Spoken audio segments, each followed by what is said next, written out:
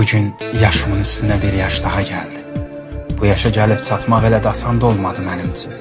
Çox əziyyətlər çəkdim. Bəzən çox ağır gəldi çinimdəki yüklər. Hərdən mən elə gəlirdi ki, bu yükü qaldıra bilmərəm. Şükürlər olsun Allaha, qorxduğum hər çətinliyin ötəsindən onun sayəsində gəldim. Amma çox şey öyrəndim. Əvvəllər düşünürdüm ki, insan neçə yaşında olur olsun yenə də öyrənmədiyi, öyrənməli olduğu nələrsə var. Amma indi elə düşünmürəm. Həyat çox dərin və eyni zamanda çox mənasız yerdir. İstəmirəm həyatın daha ürək bulandıran hekayəsini yaşayım.